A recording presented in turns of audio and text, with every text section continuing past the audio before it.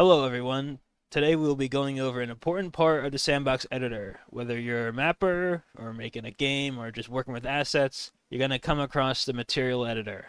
As the name suggests, this is how you get custom materials in the sandbox, whether it be for a model or a texture on a wall. You're going to have to use this. In terms of documentation or guides on this, there isn't much out there, so I want this video to exist as a detailed explanation on how stuff in the material editor works.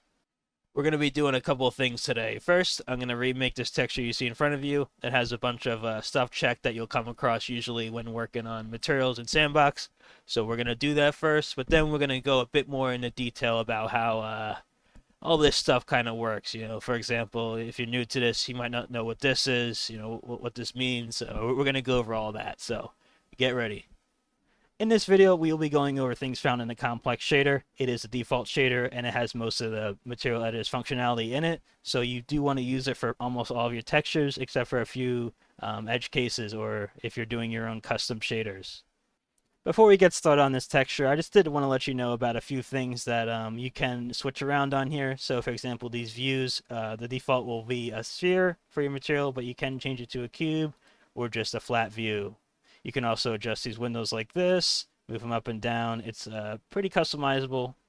Any texture you put in the sandbox must be a multiple of 2. Every single one of its maps must be a multiple of 2. So that means 2, 4, 8, 16, 32, 64, 128, 256, 512, 1024, 2048, 4096, etc. Okay, so we will begin to remake this material now. So first thing you got to do whenever starting to make a new material, just got to go ahead, click that. We can go in File, New. I just do that because it's easier. And you'll see it says Untitled 4. You want to immediately go to File, Save As. Now here, what you type in, this will be the name of the material. So if you want to go ahead and search it up in the material browser in Sandbox, you're going to want to go ahead and type in a keyword in this. So we'll just call this Joe Test Generator. All right, we have the name. Go ahead and hit save. Before we go ahead and do that, just make sure you don't put any symbols in here. Sandbox won't like that. Also, don't do spaces. All right, we'll go ahead and hit save. Okay, with the texture created, we can go ahead and start plugging in textures. Before we do any of that, if you're using any kind of realistic lighting on your game, you're going to want to go ahead and click Specular, check that. That will enable it to have realistic light bouncing based on the color, the roughness, the normal, all that. If you want any of that, you gotta enable specular. From here, the 5 main textures you'll be working with are color, normal, roughness, ambient occlusion, and metalness. If you have a metalness texture, just go ahead and click that. To get metalness, we do, so we're gonna click that. To get your textures in these slots, there's a few different ways you can do it. The easiest and simplest way is just to drag them in from a Explorer tab on Windows. So go ahead here. This is generator Albedo. That is for this. Albedo means color, typically. So let's go ahead, drag it in just like that, right on there. And as you can see, it showed up. We can go ahead and do that for the rest of them, but I want to show you the different ways to get these in. So if you wanted to open an Explorer tab for you, you can just go ahead, click this, and it'll open an Explorer. I'm already at where I need to be, but obviously you'd have to navigate to where it is or copy paste it up here, whatever is easiest. So I'll go ahead and select that.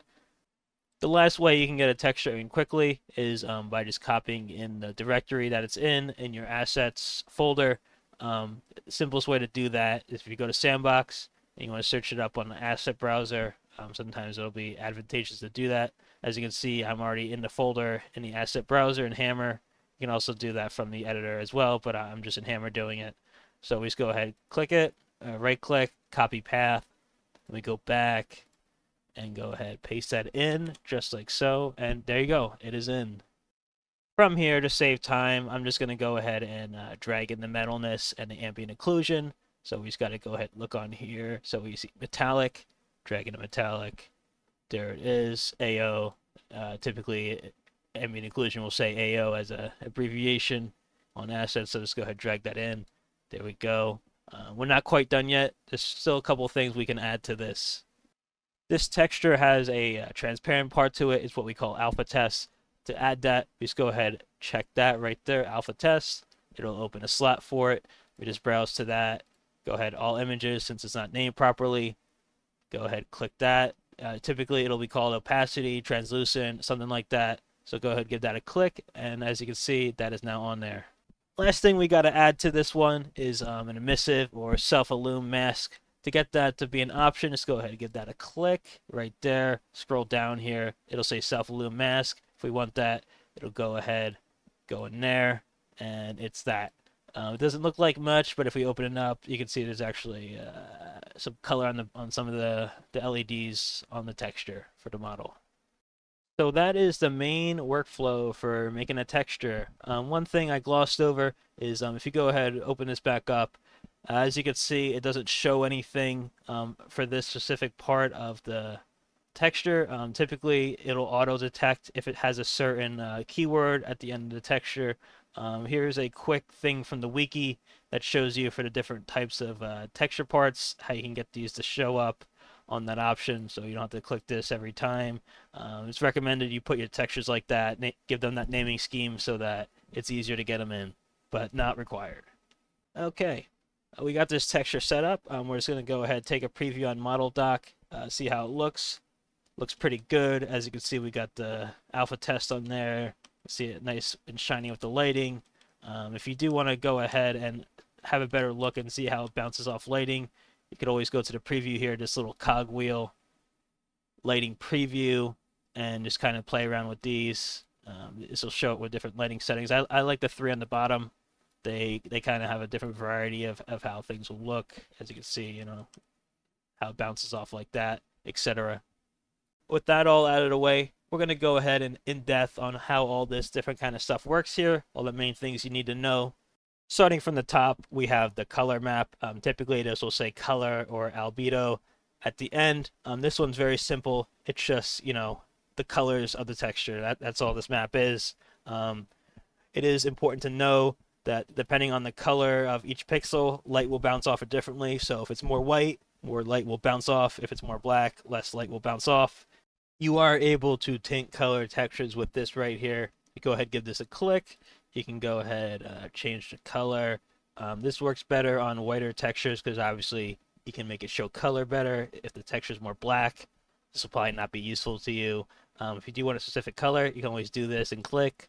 Let's say we want this gray here for some reason. You can click that and it'll automatically get that color. You can do this for your whole computer, any window you have open. You can put the little dropper on. If your texture only requires a solid color, you can always go ahead, click this, and it'll just bring it to a certain color of your choosing. Again, you can use the dropper or choose the color. You can do that from here. So if you just want it to be a flat color, you know, with different types of PBRs and stuff like that, that is an option. From here, we will slide down to the normal map and the roughness map. These two kind of go hand in hand in how they work in the engine and what they do for the texture, and they also share the same part of the VTeX file. So starting with normal here, to put it simply, a normal map gives a representation of 3D on a flat plane. So for example, we have these bricks here on the screen. As you can see, they look 3D, but it's just a flat picture. That is what normal does. It uses the information from this map to give a 3D illusion to the player in the game. Roughness is kind of on the same vein, but it determines how light reflects off of a texture. So as you can see here, you know, you have different kind of shining in the light in that detail. That is all in the information in the roughness map. If there's not a normal, you don't have to really change anything with the normal map. You can just go ahead and leave that as default here, and it will still work. But for the roughness, you do want to always take a look at this, because depending on, you know, what the asset is, you will have to adjust the roughness so it doesn't look weird in your game. For example, if you have a carpet, that probably should not reflect almost any light at all. So you'd want to go ahead, click change the slider, and play with this. So as you can see, as I move this up to be more white, it doesn't really reflect any light. You'd probably want to have a carpet somewhere around here-ish, you know, maybe 75. You can also just do manual numbers. If you're from CS2, this will just be a straight color from black to white. It's the same principle, there's just not a slider. You just change the color value. To show a good example of a time where you may only have something like a normal and not a roughness per se, I'm going to go ahead and open up this texture I already have. It is a stucco ceiling texture. As you can see, depending on the YouTube compression, there is quite a bit of detail in this texture, but there's no roughness. It did not come with a roughness. But if you go ahead, go here, hit change the slider, obviously we can change it. And now if you go ahead and look at this, you can see it actually does have a lot of lighting definition despite not having a roughness map. And if we look in Hammer, you see the same thing on the F6 preview. So this is a good example of a texture that only has 2 maps, but still turns out looking pretty good. Another example on the other side of the coin here is having no normal map at all and just having a roughness map doing all the work. This will be advantageous when there's a texture that is supposed to be pretty flat, doesn't have a lot of 3D to it. So a good example of this is marble, laminated marble, like you see like a granite countertop or something like that. The Quixel marble textures actually only come typically with a color and a roughness. The reason for that being that a normal is not needed. So if we go ahead and take a look at this, as you can see, there is some detail with the scratches on that. And if we do look at this in game, you can also see that as well. As you can see, as we move around, sometimes when you bring in a normal map, it'll look a little wonky. Maybe it'll look a little inside out in terms of the 3D effect. This will be because it'll be inverted. To fix this, you just want to go ahead and hit this little cogwheel on Open Texture Settings.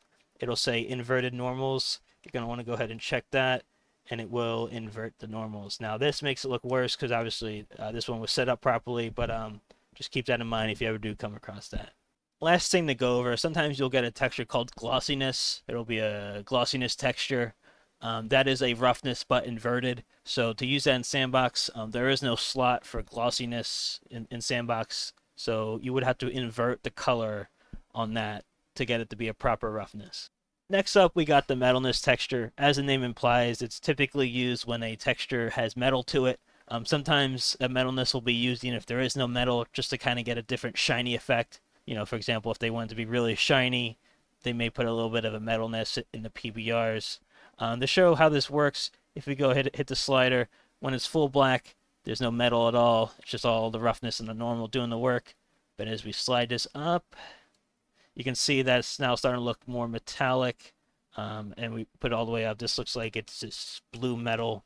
Obviously, this is painted metal, so it makes sense that the texture looks like this, with these guys doing the work more than the metal, but there are metal parts, as you can see here. An important thing to keep in mind when working with Metalness textures is that they do reflect the world based on the cube map. So in your maps, you do want to have cube maps around so that when you're looking at something metallic, it does kind of show a reflect of the world around it. If you don't do that, it won't look quite right. Last and least of the big 5, we have Ambient Occlusion. Ambient Occlusion isn't super important when importing assets. Many assets may not even have it. What Ambient Occlusion does is add fake shadows to the material to kind of give it a more realistic effect and make it look 3D. As you can see on this one, it does it a little bit, but I wouldn't really call this a strong Ambient Occlusion. It's probably actually pretty weak. If you go ahead, if we go ahead, take this off here, reset it to default, not much really changes. So it's not a great Ambient Occlusion texture. You can use a slider to kind of show that it does get darker as you do change this down to black. With the big 5 out of the way, there is another set of options down here. We have texture coordinates. Basically what this will do is it'll make it just tile more or less in a given direction. Might be useful for some cases. Texture coordinate offset. This will just go ahead and change how it looks by default. So if you go on the flat view here, as you can see, it moves it around. This might be useful if you have a grid like this, and maybe let's say, when I put it back to 0, it's not aligned. Maybe it's like this.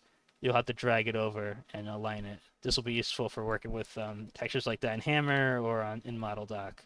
Scroll speed. This just makes the texture move in a given direction. So, for example, if we move it like this, as you can see, it's starting to roll in one direction. If we do it like this, then it's rolling in 2 directions. This could be good if you have something like an animated road, but you don't want the player to move. You just want the texture to scroll to give the illusion that they're moving. That would be a good case. Everything on the bottom here isn't super useful. I haven't really come across any of these, so we will not be going over it. If we go up to the top here, you can see that we have a couple ribbons for attributes and compile textures. If we go to attributes, there's an important one called hammer surface properties. What this does is basically when a player hits or shoots a given surface with the material on it, it will make a different sound and show a different decal. If this is part of a model, you don't have to worry about doing this in here because you will actually do that in Model Doc and not in here. But if it is something like a wall texture that you're putting on geometry, or if you're going to convert something to hammer mesh, you will have to do it in here. So if we go ahead, pop this up, let's say this was grass.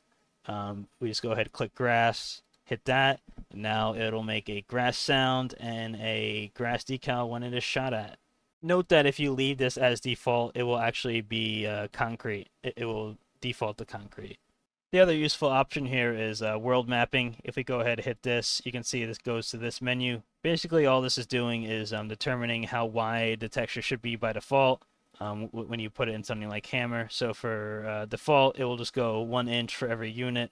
So let's say it's a 512 wall. This would fit on the 512 wall. You can change the number like so if needed. If you're doing a model, you don't have to worry about this because that'll already be in the texture wrap, and you can also just play with how big and small a texture is in hammer anyway. Alright, moving on to more niche parts of the complex shader here. We do have self-illum. Self-illum is an emissive texture. It'll make the texture shine. If you do want to only make it shine in certain parts, you will need a mask. So as you can see with this grid texture here, I have a mask made for this. So white is where it will shine, black is where it will not. If you don't have a mask, but you still want your texture to glow, you can just use the color map. It will have a pretty good effect with just that. So you can see here, I just have this texture only having a color map. It's a painting on one of the maps. And I just went ahead and put the self-illum mask as the color. So if we go ahead and uncheck this, you can see it kind of, this looks regular. We click that, and now it is shining. The interesting part about this is that it actually does use the color to make it be brighter depending on what color it is. So blacks won't shine, but whites will, and it does look pretty good in game. The tricky part about emissives is getting them to shine how you want, and you will do that using these two variables here, self-illum scale and brightness. The self-illum scale basically determines how much light is being emitted from the texture. So if we go ahead and ramp this all the way up, we can actually bring this all the way up to 16. Going this high won't really change much. If you go over 1, it does have a diminishing return. But what this will do is it will change how the light shines in the room. So, for example, if I have it all the way down here, it's not going to shine at all. But if I bring it all the way up here, it'll be pretty bright in the room and probably decently light up the whole room. The other one you have to play around with brightness will determine how bright it looks, but this also changes how much light comes out. So if I had the brightness all the way down here, it's not going to emit any light, but if I have it all the way up, you can see now it's very bright, and it'll make the scale go way up. So you kind of just have to play with these two to get the emissive to look how you want. So again, brightness makes it brighter, and the scale go higher. The scale determines how much light goes through. An important thing to note is that while you're playing with the scale, you will not be able to see this update real time in game unless you're using dynamic light and scene. If you are doing bake lighting and hammer, you will have to recompile to see scale changes, but you will be able to see the brightness changes on the texture in game. If you do want to change the color that it emits and what color it looks like, you can go ahead and change the self-illum tint. So if we go ahead and pop this open, say we want to make it red, we hit OK. You're not really going to see much right here in this screen, but if you do go ahead and change the brightness, you will see it go up. But let's just go ahead and save this as it is and look at it in hammer with the all lighting setting. And as you can see, it is pretty apparent. Last thing I will mention about emissives is that you typically do not want to have them lighting a room by themselves. The reason for this is that they don't look too good with speculars. So for example, if a player has a gun in their hand, the light reflecting off the gun will look kind of weird. It won't have a good reflection. Typically, you'll want to have a room with a dedicated light and the emissives complementing that. Next up, we will be taking a look at transparent textures and how to get them to work properly. For any type of translucent material, you will need a mask. So if we just go ahead and click one of these on the side here, we have alpha test and translucent. We will go over what those mean. But first, let's just click one. And as you can see here, I already had a mask set up for this. If we just go ahead, take a look at this, it's black and white, and it could also be gray if you do have translucent parts that need to be see through a little bit, but not fully. So with the two options you have here, you have alpha test and translucent. If we just go ahead and zoom in on this pretty close and just take a look at each of these. So here's what it looks like with alpha test. As you can see, it's a very cookie cutter look, but if we go ahead go on translucent, it has a bit more of a feathering translucent effect to it. Now you may wonder, why would you ever want to use alpha test over translucent? Translucent looks objectively better, and for most cases that is true. However, with translucent materials, they will hit a certain part of the engine that will affect performance a lot more than alpha test will. So typically, if you can get away with an alpha test, you should most certainly do so. If you do have to end up using translucent on your material, it's not a big deal, but I would use it sparingly, and I most certainly would not use it for something like foliage where you're copy pasting trees around, because the more you have on the level, the more it will hit performance. An extreme example of this is on the TTT map rooftops. While we were developing that map, we did go ahead and put a translucent material on all the windows in that map, and as you're probably aware if you've seen that map, it does have many windows, over 100 actually.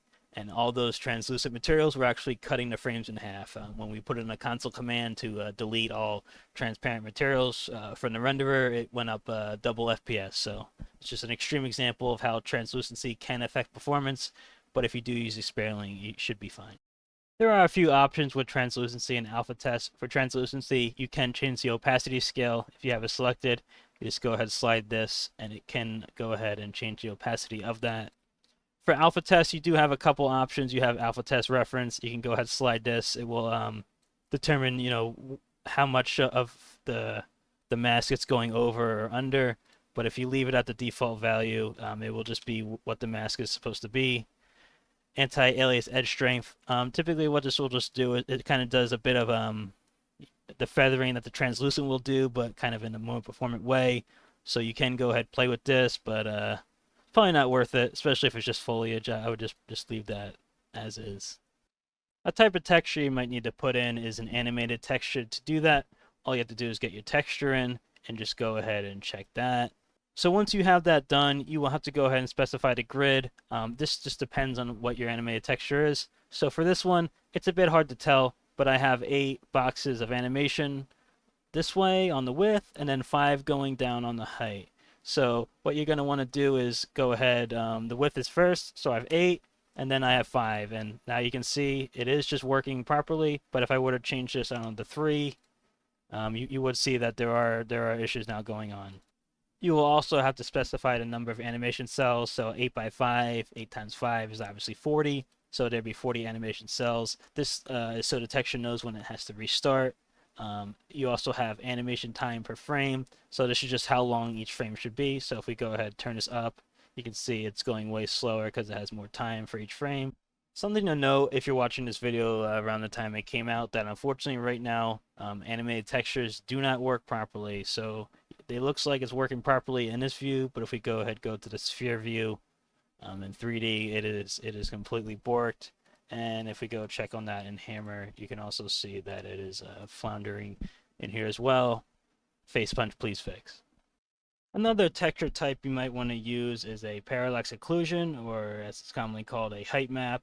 To enable that, you just go ahead and give this a click right there, and it'll be at the bottom, and you can put your Heightmap in. There are some options you can play around with here, but I would highly recommend not using Heightmaps as they stand right now. They are not quite good in S&box, and I most certainly would not put them on a model. If an asset you acquire has one, I would probably skip it. Obviously, you can put it in, play around with it, see if it works, but most of the time, you may want to skip it just because of how not good they look. A couple more things to go over here before we conclude, one of them being rendering Backfaces. As you can see on this palm tree texture, I do have it checked, but if we were to uncheck that, you would not be able to see the back of the face. So if we go ahead, look at the palm tree and model dock here, you can see that it doesn't look quite right. But if we go ahead, go back, check that again, pop back in there, and now it's looking good because it's emulating 3D on a flat plane by just having the back and front being visible. This is actually going out of the complex shader, but if you do want to set up an overlay, the best shader to do it on now will be the static overlay shader. You just will go ahead, click this, and select static overlay, just like so. You can type in static and go ahead, select that. From here, the setup is pretty simple, just like any other texture and complex. You also want to go ahead, do a color, You will have to have a translucency, just like when you're doing a transparent material. I would do alpha test for performance for decals because if you do use a lot of them, it will eat up the performance if you do select translucent.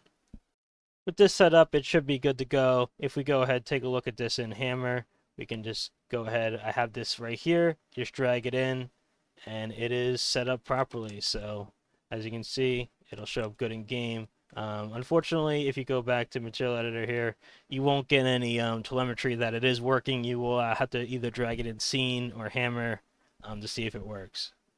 You may have a material that you may want to only tint certain parts of it in the editor. To do that, you would want to have a tint mask. You just go ahead, give that a check. Once that's checked, this will pop up. It'll say tint mask and the slider here.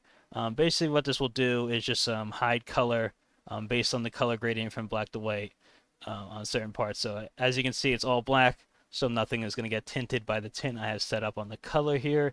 But if I do start to slide this up, you will start to see that it will start taking advantage of that tint, and when it is all the way up, it will be at full tint.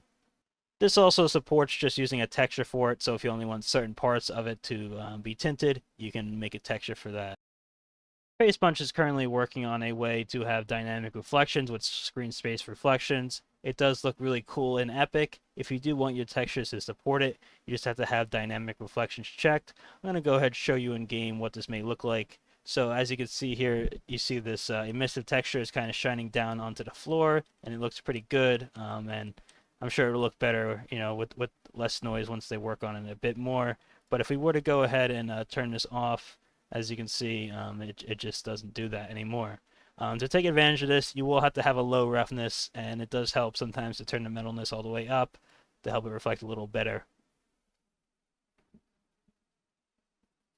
Alright, you have made it to the end here. You are now a Material Marty and a Complex Cletus. I do hope I was able to show you something about this part of S&box you may not have known before, and I do appreciate you watching. If you have any questions or comments, feel free to leave them down below or in the Discord. Link will be in the description. Have a great day.